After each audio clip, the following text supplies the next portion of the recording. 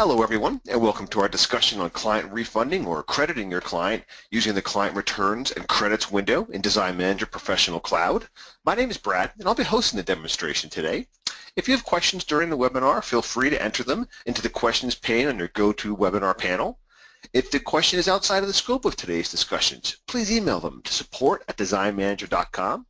And lastly, if you miss a portion of the webinar or want to review any of our past discussions, you can always go to our Help Center at knowledge.designmanager.com, click on the Webinars menu, and go to Recorded Webinars, and you can see any of our recent past discussions, and there they are.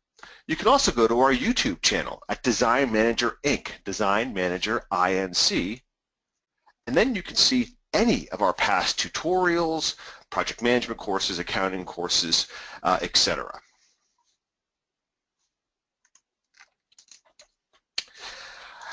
As I previously stated, today we're going to be discussing various scenarios utilizing the recently redesigned Client Returns and Credits window in Design Manager Pro Cloud. For a discussion on other ways to record credits, returns, reallocation of funds for our clients, be sure to check out our Advanced Accounting 3 Refunding or Crediting Your Client webinar, which again can be found at our YouTube channel, and it is, Accounting Course 1, Client Deposits and Retainers. So, refunding or crediting your client. I was correct the first time. Advanced Accounting 3, Refunding or Crediting Your Client. Okay.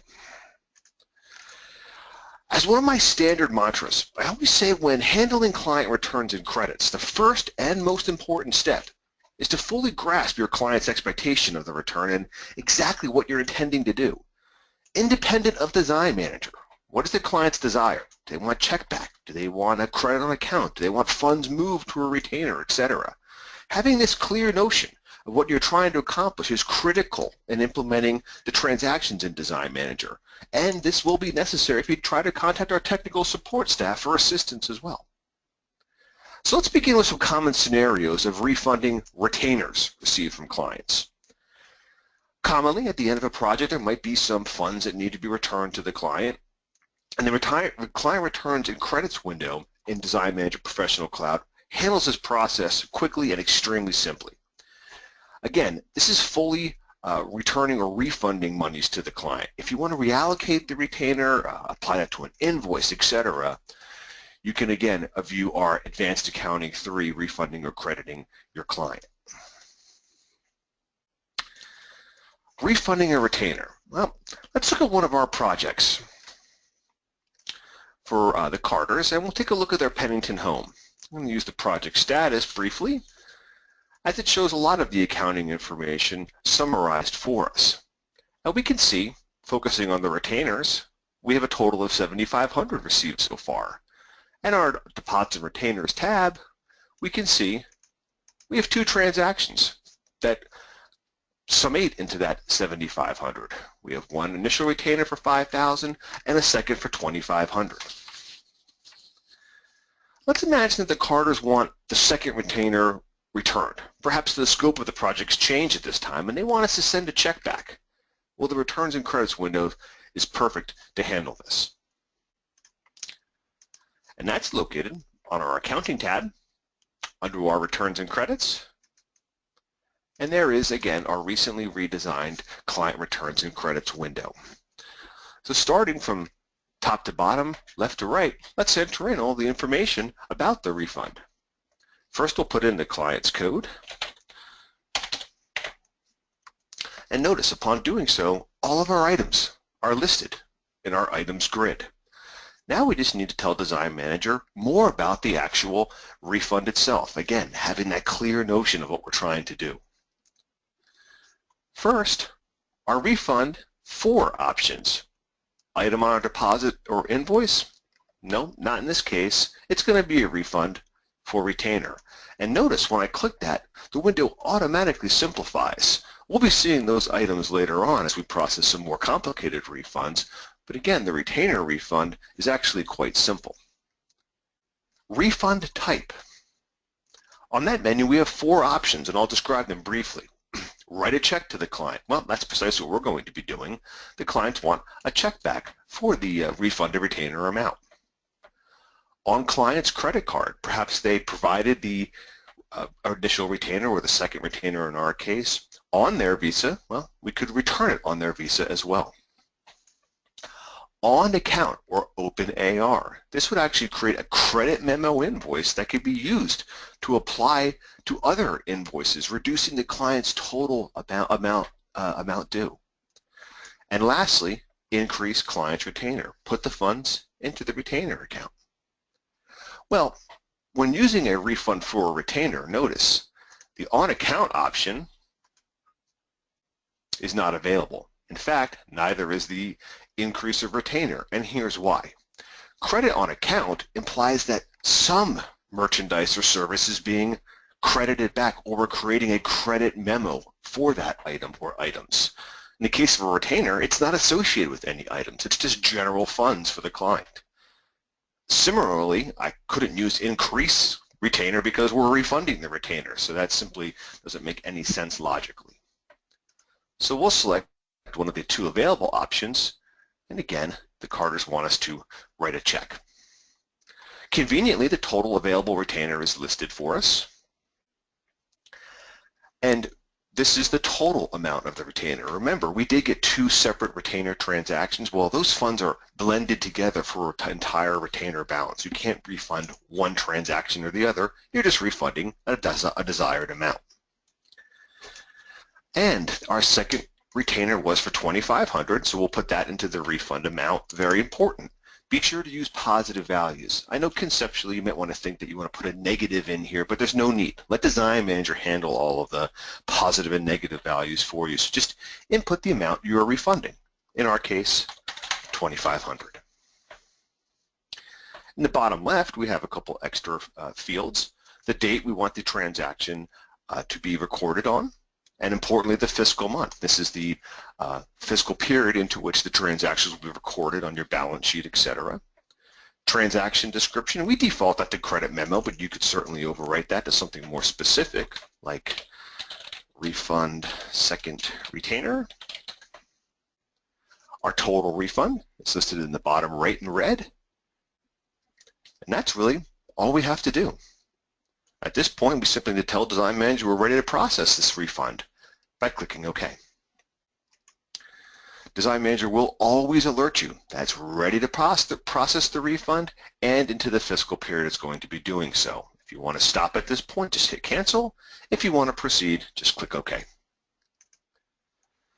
And just like that, Design Manager lets us know that the refund has been completed successfully, and it's even asking us, hey, since you decided to write a check for the client, do you want to go to the payments and checks window so you could actually do so? And if we click yes, we'll close our client returns and credits window, and we go right to our payments and print checks window with our special payable listed for us. Notice we have what we call a one-time vendor code created for the carders, and all we can do from here is go ahead and print our check if desired. Well, what other transactions transpired to get us to this point? Well, let's take a look. The payable itself, if we use our Go To button, we created an expense for that special one-time vendor for the carders that allows us to actually create that check. Simultaneously, we did some cash receipt manipulation as well. So if we go to our cash receipt window, existing tab, we can see two transactions for this particular refund. Here is a minus $2,500, and this is coming out of our retainer, as we can see in our payment distribution grid. Well, that brings our cash balance down, but does succeed in reducing the carder's retainer balance. But since we still want to record a check, we need to increase our cash balance with what we call a miscellaneous cash receipt back up. So then the check itself will ultimately reduce our cash account. And if we look back on our project status, we can see our retainers received amount has decreased from $7,500 to $5,000, And on our deposit retainers grid, we can see there's our second retainer, and there is our credit listed conveniently for us. So all of those transactions were immediately processed properly, accurately, and easily just using our new returns and credits window. Let's take a look at an example where we refund the money on the client's credit card. Let's go back to our accounting, returns and credits, and let's imagine for the Hilsons that we have some retainer as well. If we look at their status, Hilsons, project status, we can see we have a retainer of $632. And if we look at our detail, we can see that the retainer actually came from a deposit. They returned some of the sofa, and we put that refund of the deposit as a retainer. And at this point, they actually want those funds back entirely. And they want it on their credit card. Fantastic. Sounds complicated, actually very easy.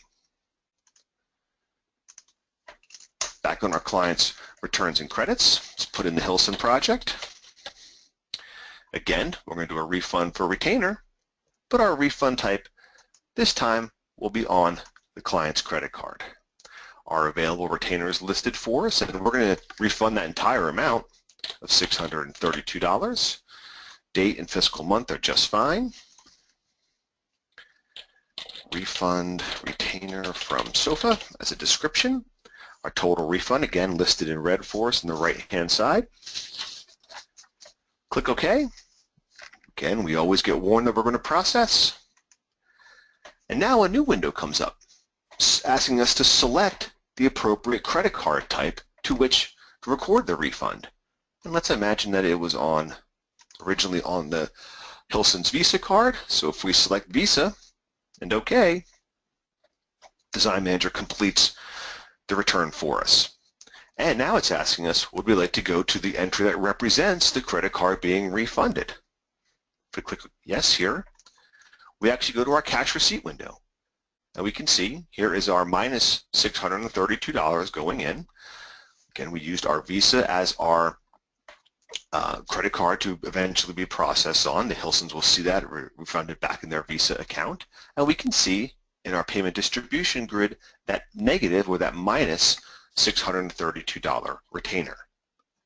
There are no other real transactions in this case. We're simply putting in a minus 632 on the Hilson's Visa. We don't have to write a check or anything like that, so it's even simpler than our first example. And back on our project status, we can now see that our retainer received has dropped down to 0, as we would imagine, and we can correspondingly see our original retainer and the credit or our refund listed right at the bottom. Now, retainers themselves are very simple transactions, so correspondingly their refunds would be very simple as well, as we just demonstrated, because they're not associated with any particular item or items. Let's move on to refunding deposits, as these transactions are, of course, associated with specific items. So let's focus on the Hilsons again. Let's imagine that they want a refund check for a deposit they previously provided. So let's go to our proposal window. We'll bring up the Hilsons, and they have one proposal with us currently. And we can see that we requested $1189.41, but apparently they cut us a check for an even $1,200. Fantastic. If we look at our proposal status, we can see that there are 3 items on that proposal, none of which have been invoiced yet, as I can tell because they're all highlighted in red, but we have deposit received and available recorded for all of them. So let's imagine that we're going to refund some of this deposit. Let's go back over to our accounting, returns and credits. We'll put in the Hilsons this time. And as we said, the Hilsons want to check back, that's fine. So we'll select refund type, write check to client. But now we're going to leave our refund for selected as item deposit or invoice. we can see all of the items currently available for refund for the Hilsons. Personally, I like to keep my list as nice and tidy as possible to prevent confusion. So I'm going to use the proposal number to further narrow down that list. And just like that, we can see our 3 items that are on proposal 1. Conveniently, the professional package allows us to immediately refund all of them. I could use my tag option as indicated by the check mark on the right-hand side of the items grid and select tag all. And when I do, Design Manager automatically selects them as being refunded, and the amount to refund is totaled at our $1,200. Just as easily, I could use our tag again, and I could untag them all. Particularly handy if you have hundreds of items on your proposal.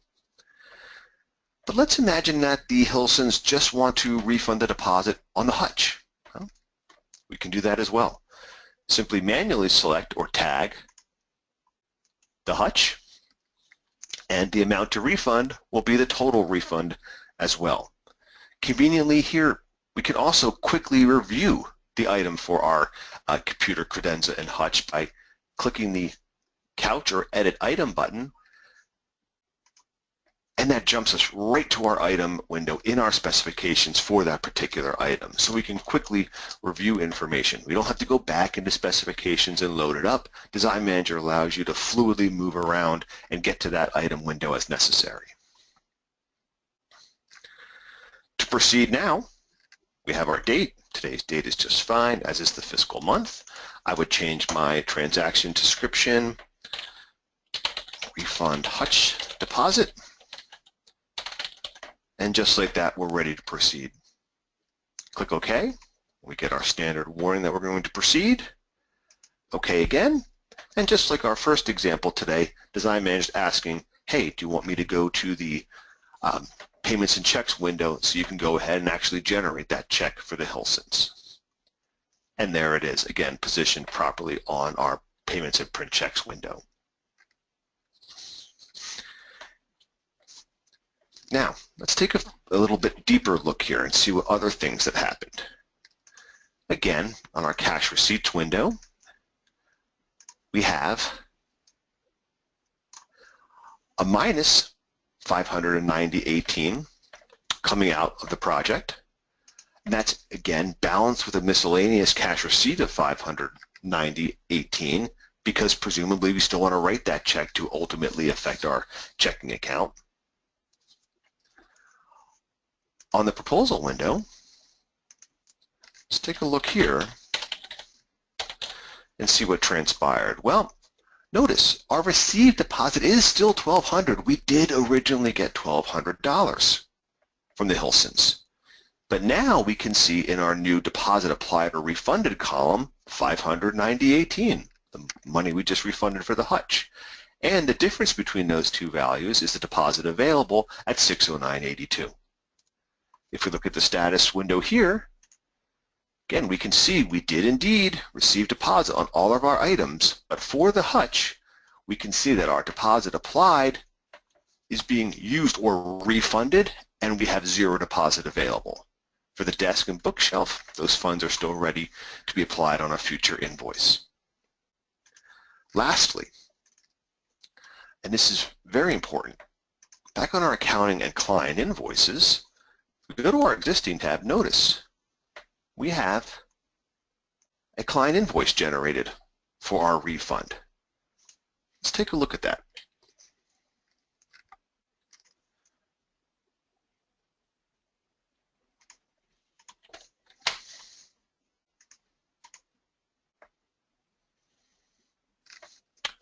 Whenever we're refunding a deposit on a proposal for the client, we're going to create a credit memo for you for several reasons. One, this is going to provide documentation to the client. And notice in the bottom, we even changed some of the verbiage. We say refund deposit listed in that negative deposit area with the balance due. This is for the client's record that we did indeed give them those funds back. I could even reprint this showing payments and the balance due would be 0. I prefer showing it with the balance due indicating that, hey, here is your documentation of that credit. So this is ensuring to us that not only are we having proper accounting with the client by refunding the desired amount, we're even doing so at the item level itself.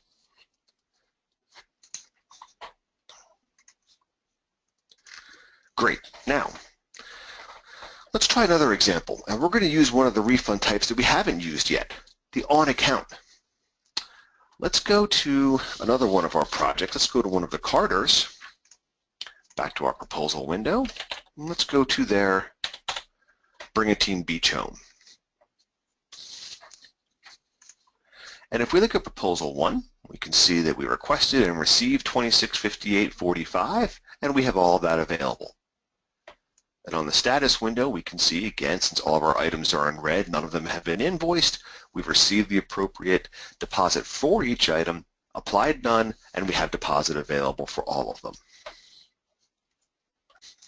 Now let's say that the deposit on the Italian leather sofa is not going to be purchased, and the carders want us to put those funds on account so they could be applied to other invoices perhaps.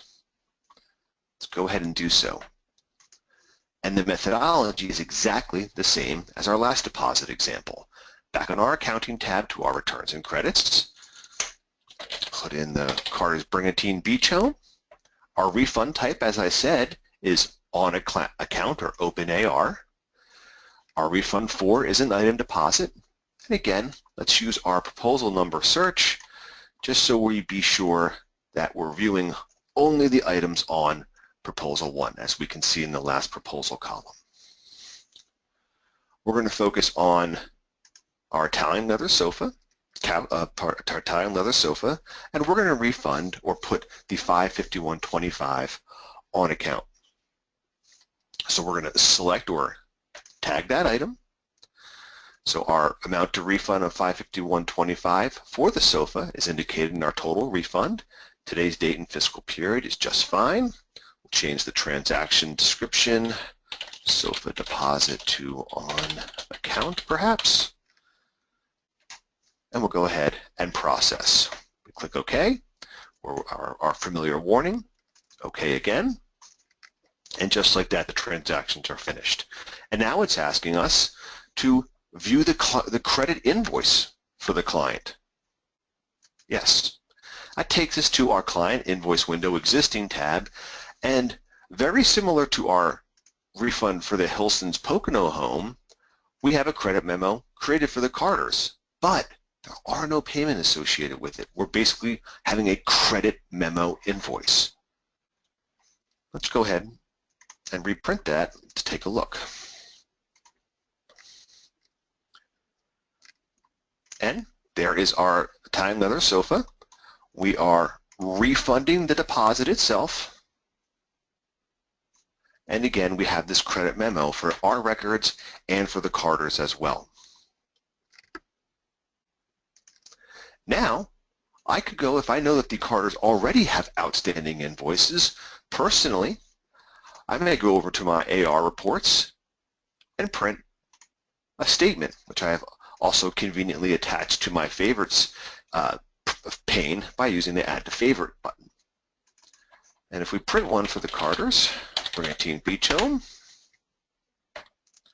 we can see I do have outstanding invoices, and just like that, we can see our credit memo of $551.25, reducing the total amount that they owe us.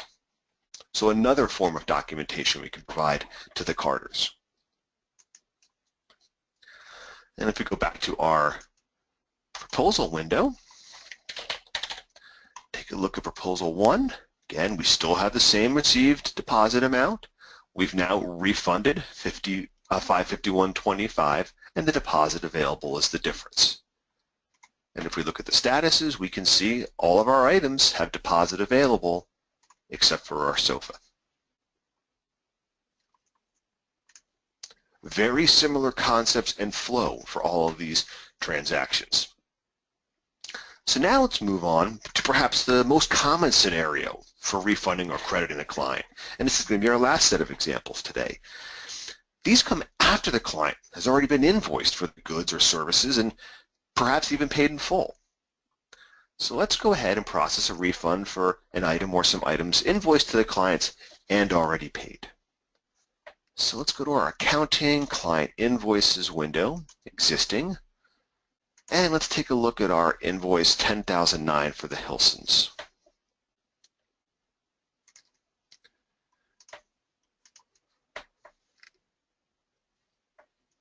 So we can see here is our window treatment. There's the amount, our installation and labor, we even have some freight, total invoice, and we can see, yes, indeed, they've paid in full on check 7801. So let's imagine, for whatever reason, we're giving them a credit back on our window treatment. Once we get familiar with our returns and credits window, we just keep defaulting back towards it. And let's go ahead and do so. So back to our returns and credits, Hilsons again. And let's imagine that we're going to refund them with a check. It doesn't really matter in this case. Refund for, item on an invoice, absolutely. And we can put in the invoice number as well. That was 10,009. And there we can see just our master bedroom window treatment is listed, keeping our list nice and manageable. In our returns and credits, not only do we have our invoice price, everything is calculated for us, tax and those types of things. Freight's already included in here because that's what we invoiced, as is our labor and installation.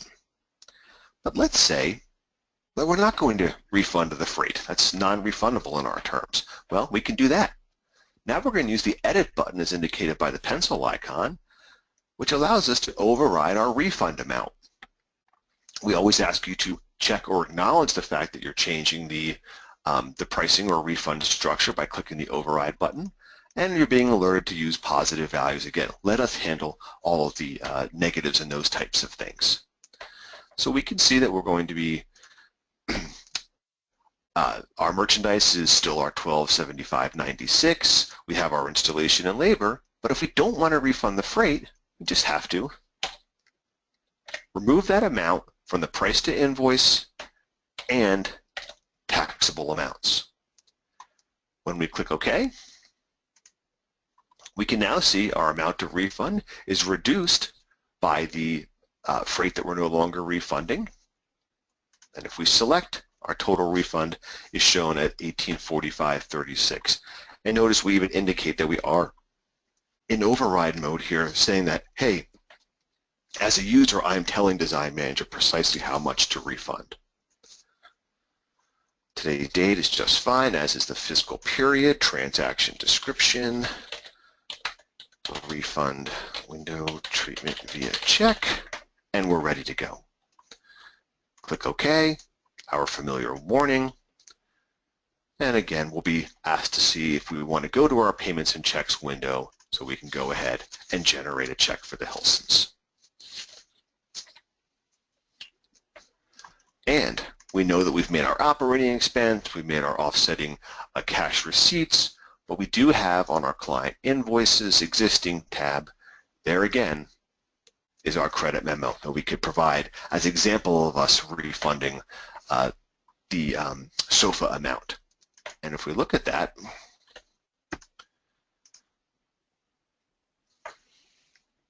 we can even see we showed the refund of the merchandise itself, fabric, etc., the installation and labor, but no freight. Again, perfect accounting, allowing us to provide documentation to the client and having everything map out accounting overall and even down to the window treatment itself. Let's go ahead and process one more, and we'll use our final refund type, the increased client's retainer.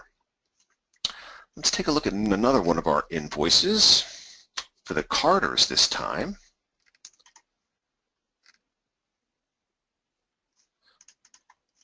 Let's see. So on this invoice, we've done some work for their outdoor living area. They have a sofa, they have 2 chairs, and they have 4 bar stools. Well, let's imagine that we're going to the carders want us to refund or return 2 of the bar stools, and they want to put those funds to the retainer. Fantastic. Well, that's great. We know it's been paid in full, so that we have received their money, and if they wish us to record that into a retainer, we absolutely can do so. It all leads us back to our returns and credits. Put in the Carter's Brigantine Beach Home Project, refund type. Our 4th and final increased client's retainer. We're already on our refund 4 items on invoice. We can go ahead and even use our invoice search if desired. And there's invoice 10,004. Notice, by using the search, we only see invoices for that particular project, not just an entire listing of them. Click Choose, and now we're down to viewing just our sofa, chair, and bar stools. Chair and sofa we're going to leave alone, but for the bar stools, we are only refunding or returning 2 of them, not a full 4. So that gets us back to our Edit button to get to our override refund amount. We acknowledge that we are refunding only, or we are overriding, pardon me. Our quantity would be 2, and we change our merchandise price to invoice and taxable amount down to $910. Click OK, and we can notice that our amount to refund is going to be showing us the refund price of $910 and the sales tax itself.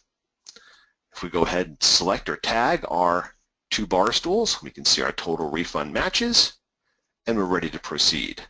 Date and fiscal month, transaction description, refund 2 bar stools, and we're ready to proceed by moving that $955.50 to the Carter's retainer. Click OK, our familiar acknowledgement, and now we're being asked, hey, do we want to go see the entry that represents the new retainer? Sure. That gets us to our existing tab of our cash receipt window, where we can see here is the funds being taken off or refunded from the item itself and being applied to the retainer.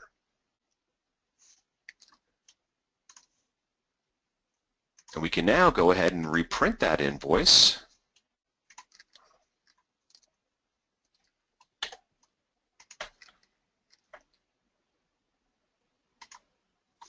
Showing us refunding or returning 2 of the bar stools, including the tax, etc. And if we look at the project status for the Carter's Brigantine Beach Home, we can see we have an additional retainer. We had one of $4,000, and now we have an additional $955.50 in there, which we can see coming in from our refunded retainer, just like that. So we've designed the client returns and credits window to very similarly and fluidly handle all of these various types of scenarios for refunding retainers, deposits on proposals, items that are already on invoices, whether or not they're paid in full, etc. And yes, client returns and credits are a complicated but yet integral part of the design business. So I wanted to walk through some of the most common scenarios of doing such for each of those types of transactions, and to show that design managers' returns and credits can really handle the refund no matter how the client wants it recorded, nor how far the items have gone through the design process. And with that, I'd like to thank everyone for joining us today for our discussion on returns and credits in the professional platform, and I hope you join us again for another webinar in the near future.